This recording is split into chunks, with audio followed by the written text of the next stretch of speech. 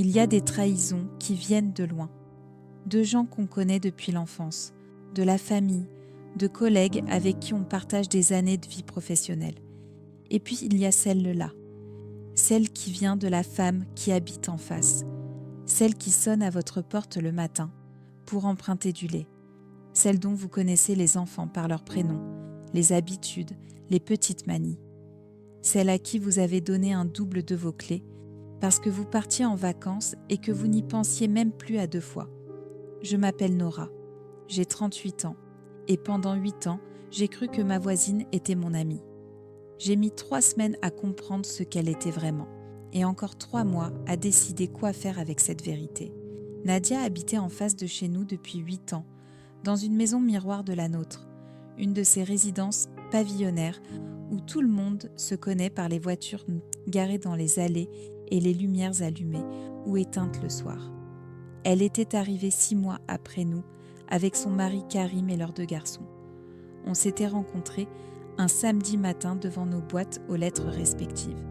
Elle avait souri en premier, un sourire franc, direct, sans cette politesse de façade qu'on adopte souvent avec les nouveaux voisins.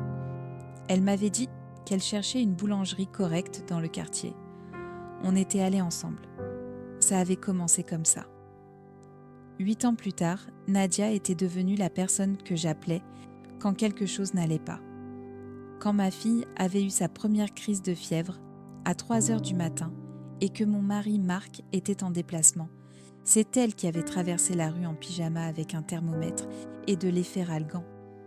Quand j'avais appris que mon père était malade, c'est chez elle que j'étais allée pleurer. Assise sur son canapé, avec un thé que je n'avais pas bu, je lui laissais même les clés de la maison, pas juste pour les vacances. En permanence, dans un tiroir de sa cuisine, au cas où, je n'y pensais même plus. C'était naturel, comme tout ce qui s'installe progressivement dans une vraie amitié. Marc l'aimait bien aussi, pas de la même façon que moi. Il était plus réservé avec les gens en général, mais il appréciait Karim. Ils regardaient parfois le foot ensemble et il disait toujours que Nadia était quelqu'un de bien. Ce qu'il ne me disait pas, c'est tout le reste. Je n'ai rien vu venir. Vraiment rien. Pas par naïveté particulière. Je ne suis pas quelqu'un qui fait confiance facilement d'ordinaire. Mais Nadia était là depuis si longtemps, tissée dans tellement de moments de ma vie quotidienne que l'idée même de la questionner ne m'effleurait pas. Les premiers signaux, je les ai réinterprétés autrement. Marc qui rentrait parfois plus tard que prévu. Des sorties professionnelles, le soir, 1 ou 2 week-ends à Paris pour des formations. Je ne posais pas vraiment de questions. On était ensemble depuis 12 ans. On avait une fille de 7 ans, une maison, une vie construite ensemble. La confiance était là, solide comme un meuble qu'on ne remarque plus, parce qu'il a toujours été à la même place. Il y avait juste cette chose, petite, que je n'arrivais pas à nommer. Une légère distance dans certains moments. Des silences qui duraient un peu trop longtemps. Des fois où j'avais l'impression que Marc était ailleurs sans savoir où. Je m'étais dit que c'était le travail, le stress, la fatigue normale de 2 adultes qui élèvent un enfant et gèrent une maison. Je m'étais dit que j'analysais trop. Mon mari était rentré tard ce soir-là, un jeudi de novembre. Notre fille dormait déjà. Il avait dit qu'il avait eu un dîner avec un client qui s'était prolongé. Il sentait le froid de dehors et le vin. Je lui avais réchauffé une assiette, on avait échangé quelques mots et il était allé se coucher. Moi, je n'arrivais pas à dormir. Je suis descendue vers 1h du matin me faire une tisane. Son téléphone était posé sur le plan de travail de la cuisine, branché en charge. L'écran s'est allumé quand je suis passée à côté. Ce n'est pas que j'ai cherché. L'écran s'est allumé et j'ai vu un prénom, un message, 3 mots. Je ne les répéterai pas ici, mais il n'y avait aucune façon de les interpréter autrement que ce qu'il était. C'est le téléphone de Marc que j'ai trouvé ouvert. L'écran allumé vers moi, comme si quelqu'un avait décidé que j'avais besoin de savoir maintenant, cette nuit, sans préparation possible. J'ai posé ma tasse. Je me suis assise sur une chaise de cuisine et j'ai réfléchi très calmement à ce que je venais de lire. Le prénom, c'était Nadia. Je n'ai pas pris le téléphone. je ne suis pas allée lire les autres messages. Je n'en avais pas besoin. Ce que j'avais vu suffisait à comprendre l'essentiel. Je suis remontée me coucher. Marc dormait. Je me suis allongée à côté de lui dans le noir et j'ai regardé le plafond jusqu'au matin. Le lendemain, j'ai déposé ma fille à l'école. En revenant, j'ai vu la voiture de Nadia dans son allée, les lumières de sa cuisine allumées. La vie normale d'un vendredi matin ordinaire. J'ai garé ma voiture. Je suis rentrée chez moi et j'ai commencé à réfléchir. Je n'ai rien dit pendant 3 semaines. Pas à Marc, pas à Nadia, pas à ma sœur, pas à mes amis, à personne. 3 semaines pendant lesquelles j'ai continué à vivre exactement comme avant. Je préparais le dîner, j'emmenais ma fille à ses activités. Je souriais, quand il fallait sourire.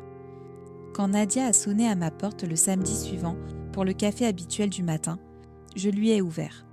On a parlé pendant 1 heure de l'école des enfants et d'un film qu'elle avait vu. Je la regardais parler et je cherchais des signes de quelque chose. Une gêne, une hésitation, un moment où ses yeux auraient évité les miens. Il n'y avait rien. Elle était parfaitement naturelle. Ce qui m'a le plus fait mal, je crois, c'est ça. Pas la trahison elle-même.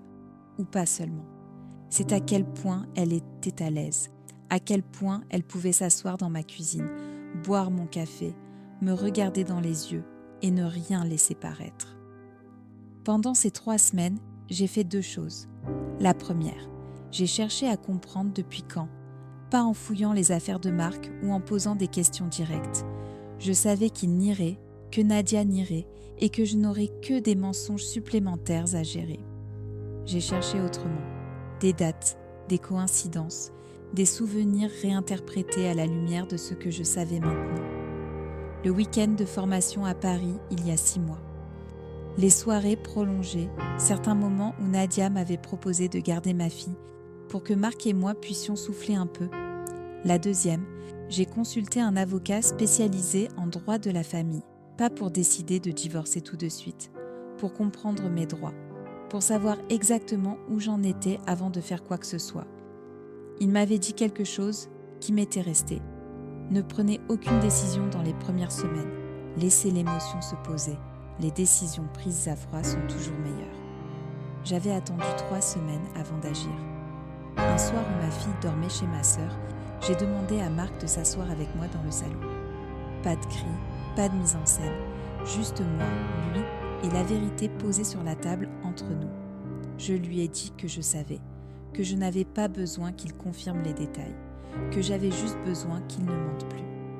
Il a mis environ 40 secondes avant de parler. 40 secondes pendant lesquelles j'ai vu sur son visage tous les calculs possibles, nier, minimiser, retourner la situation. Et puis quelque chose a changé dans son expression. Une sorte d'effondrement tranquille. Il a tout dit. 8 mois. Ça avait commencé 8 mois plus tôt, lors d'une soirée chez des amis communs où j'étais rentrée tôt parce que notre fille était malade. Il avait raccompagné Nadia, Karim était déjà parti et je lui ai demandé d'arrêter là. J'avais ce que je voulais savoir. Le lendemain matin, j'ai traversé la rue et j'ai sonné chez Nadia. Elle m'a ouvert comme d'habitude, avec ce sourire du matin, en t-shirt, les cheveux encore défaits. Je lui ai ouvert la porte comme d'habitude, avec le même visage que j'avais eu pendant 3 semaines. Et puis j'ai dit « Je sais tout, Nadia. Je ne suis pas venue pour qu'on en parle. Je suis venue récupérer mes clés. » Son visage a changé en 2 secondes. Le sourire a disparu. Elle a ouvert la bouche. Je l'ai arrêtée d'un geste. « Les clés, s'il te plaît. » Elle est allée les chercher dans son tiroir. Elle me les a rendues sans un mot. Je les ai prises, je me suis retournée et je suis rentrée chez moi. Ce que j'avais décidé pendant ces 3 semaines, c'est que ma colère n'appartenait pas à Nadia. Elle ne méritait pas mes larmes, mes cris, ma douleur exposée. Ce que j'avais avec Marc à régler, c'était entre Marc et moi. Nadia n'était qu'un personnage secondaire dans une histoire qui me concernait d'abord. Les mois suivants ont été longs et difficiles. Marc et moi avons essayé. Pas longtemps. 2 mois de conversations qui tournaient en rond, de silences lourds, d'une confiance qui ne revenait pas. Notre fille sentait quelque chose sans pouvoir le nommer. Les enfants sentent toujours, même quand on croit bien caché. On a décidé de se séparer en mars. Pas en ennemis, pas avec des avocats qui se battent et une enfant au milieu. Avec cette tristesse froide et propre de 2 adultes qui reconnaissent qu'un chapitre est terminé. On a déménagé 6 mois plus tard. J'ai trouvé un appartement dans un autre quartier, lumineux, au 3e étage, avec une vue sur des jardins. Ma fille a une chambre 2 fois plus grande que l'ancienne. Elle a changé d'école, s'est fait de nouvelles amies et le vendredi soir, elle dort chez son père. Nadia et Karim sont toujours dans leur maison en face de l'ancienne. Je ne sais pas ce qui s'est passé entre eux. Je ne me suis jamais renseignée. Ce n'est plus mon histoire. Ce que j'ai compris en traversant tout ça, c'est que la proximité physique n'est pas la même chose que la confiance. Nadia connaissait le code de mon alarme, le prénom de ma pédiatre, les détails de mes disputes avec Marc, mes peurs sur ma fille, mes doutes sur mon couple. Elle avait eu accès à tout ça parce que je l'avais laissé entrer.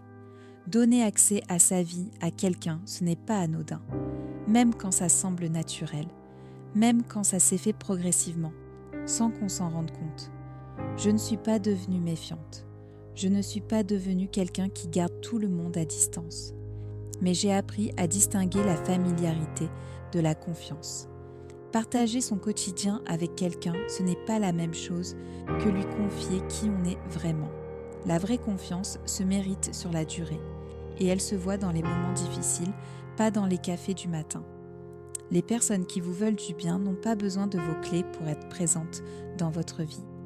Si vous avez déjà réalisé qu'une personne proche utilisait votre confiance contre vous, si vous avez vécu cette sensation de sol qui se dérobe sous les pieds quand tout redevient clair d'un seul coup, laissez un commentaire. Je lis tout, vraiment.